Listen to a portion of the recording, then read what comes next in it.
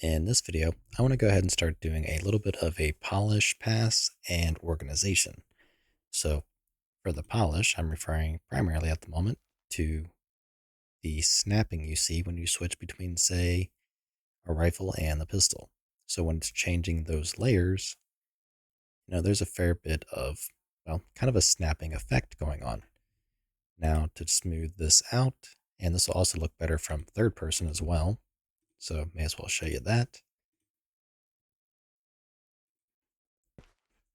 So you can see the snap is even more aggressive there. So let's go to our core animation and find our main anim BP and the anim graph. So if we recall how we did the locomotion, we have this little blend in and out time. We're going to do the same thing for the upper body. So instead of it being instant, we're going to try like say 0.25, something like that, and see what that looks like. So there you can see it is much smoother overall. So I'm actually satisfied with that. I kind of want to lower it to 0.2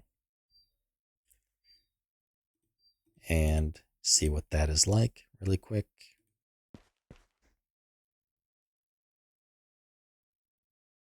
So still nice and fast. And then I want to look at the speed at which we drop for being downed. Okay, for whatever reason, that one did it instantly. And usually that is a linking problem. So that looked a little bit better. So I'd say that rate is actually pretty good. So I'd say for the now, done in here in regards to what we want to clean up. Okay, so next up, I want to do a little bit of weapon adjusting. So if we head over to our wall weapons, or not our wall weapons, but our actual weapon definitions, I want to load them all up and start setting their damage values. So here I have this table up, so we can see the damage, headshot multipliers, and so on. So we need 20, 3.5, 1.25, and 1.1. So 20, 3.5, 1.25, and 1.1 for the 1911. And then the BAR. And we're going to start at 100, then 2.7, 2, and 1. Okay, now the STG.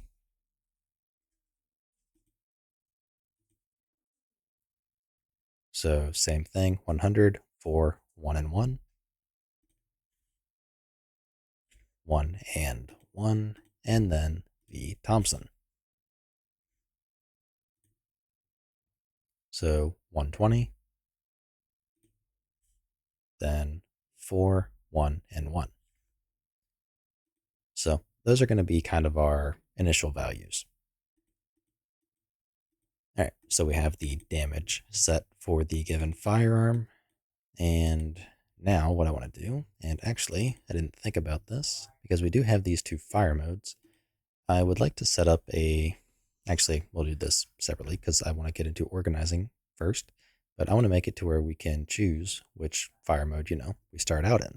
So based on the order, we could do say start in full auto or start in semi, whatever we want, but we'll get into that because I would like these to start in full auto. So next up is going to be the organization. So for example, we really don't need these guys out here.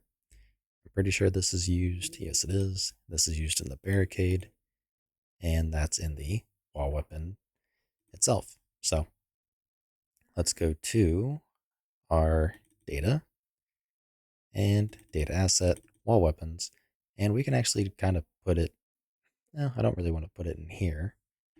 Let's see, where are we putting the barricade? No, because that's also a definition. So let's go just under data. We'll do something like curves. And we'll have a folder for wall weapons and a folder for barricades. So this one will be the, let's call it the help door. Well, actually, because it's one, we don't need a separate folder. But we're going to put the wall weapon in wall weapons, and this curve in the barricades. So let's rename this one in here. So C underscore help door underscore open. And that'll be what this corresponds to. Okay, now we need this gameplay ability for the zombie attack. So let's go to our abilities folder and make a new category called player and another one called zombie.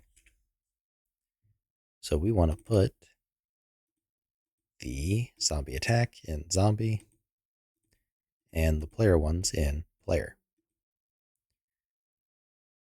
Okay. While I'm at it, just going to fix up redirectors and save. So next up, we have under our effects a fair bit as well. So we can do kind of the same thing. We can have a player and zombie. So we'll have the downed be the player, init player stats, player health, points. These are all going to go in player. Then death is generic, but the modify zombie health is specific to a zombie. Death is, well, I already said generic, and then these are all firearm. So let's rename or make a new folder called firearm and put those in there. Okay, fix up redirectors and save. And let's see. Do we have anything else? That is kind of a mess. I don't think we need this anymore. It's no longer in use. Our inputs are still, I believe, somewhat clean, minus our actions. We only have one context. So let's clean up the actions a bit. Make a new folder called firearm and another one called, we'll just do player. So interact, cycle to next equipable are going to be player, and the rest here are going to be firearm. Pawn is good. I'd kind of actually like pawn outside of maybe the core folder. So like say in here, because core is kind of base information, I guess, but then again, we're not really following that too strictly. Player's fine. UI, we recently did. And AI, we can organize this. So under AI, we want stuff related to the state tree.